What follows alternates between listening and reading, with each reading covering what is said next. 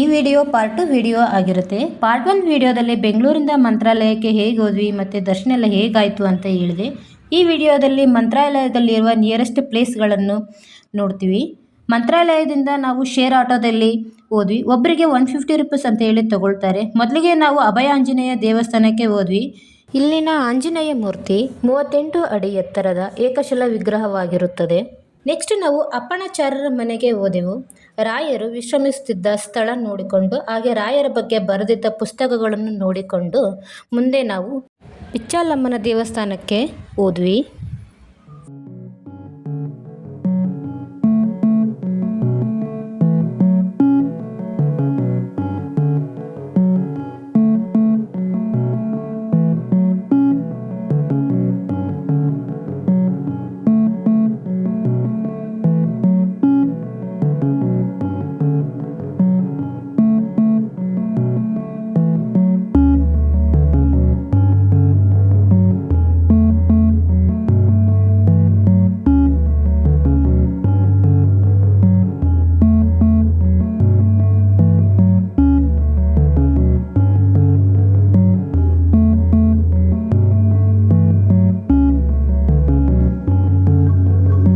ಇದೇ ಪಿಚ್ಚಾಲಮ್ಮನ ದೇವಸ್ಥಾನ.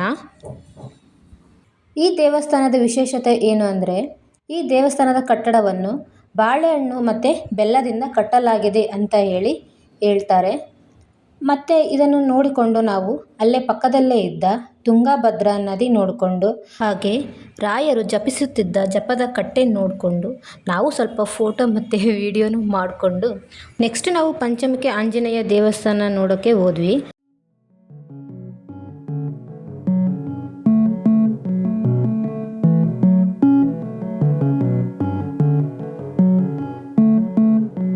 ಇದು ಪಂಚಮುಖಿ ಆಂಜನೇಯನ ದೇವಸ್ಥಾನ. ಇದು ಆಂಜನೇಯನ ಪಾದಗಳು ಆಗಿರುತ್ತವೆ. ಹಾಗೆ ಮುಂದೆ ಬಂದರೆ ನೋಡಿ ನನ್ನ ಫ್ರೆಂಡ್ಸ್ ಕೂತಿರ್ತಾರೆ. ನೋಡಿದ್ರಲ್ಲ ಎಷ್ಟು ಚೆನ್ನಾಗಿದ್ದಾರೆ. 3, 4, 5, 6 ಜನ ಇದ್ದಾರೆ. ಒಳಗಡೆನೂ ಫೋಟೋ ಮತ್ತು ವಿಡಿಯೋ ಆಗಿರಲಿಲ್ಲ.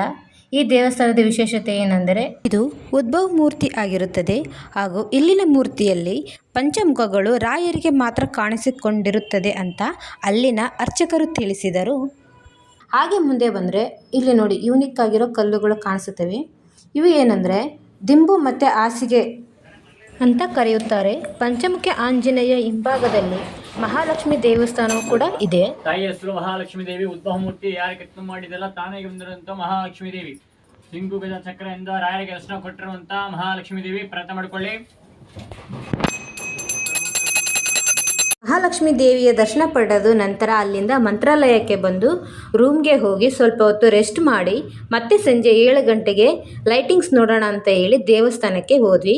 ಲೈಟಿಂಗ್ಸ್ ಅಂತೂ ತುಂಬಾ ಚೆನ್ನಾಗಿತ್ತು. ಸಂಜೆ ಆಗಿರೋದ್ರಿಂದ ದೇವಸ್ಥಾನ ನೋಡೋಕ್ಕೆ ತುಂಬಾ ಸುಂದರವಾಗಿ ಕಾಣಿಸ್ತಾ ಇತ್ತು. ನಾವು ಸ್ವಲ್ಪ ಅಲ್ಲೇ ಟೈಮ್ ಸ್ಪೆಂಡ್ ಮಾಡಿ ನಂತರ ಊಟ ಮಾಡಿಕೊಂಡು ಮತ್ತೆ ನಾವು ರೂಮ್ಗೆ ಹೋದ್ವಿ.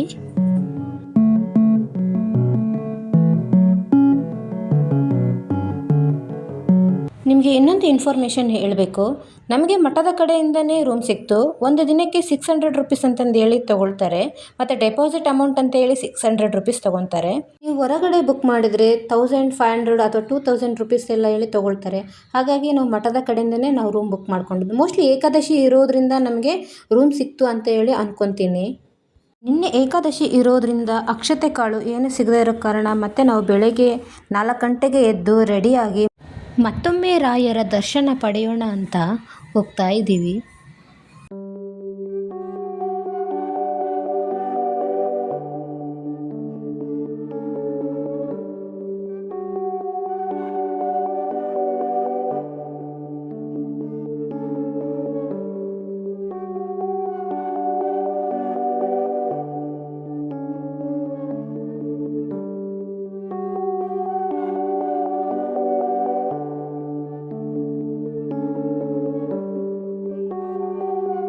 ರಾಯರ ದರ್ಶನ ಪಡೆಯೋದಕ್ಕೂ ಮುಂಚಿತವಾಗಿ ಮಂಚಾಲಮ್ಮನ ದರ್ಶನ ಪಡೆದು ಹೋಗಬೇಕಂತೆ.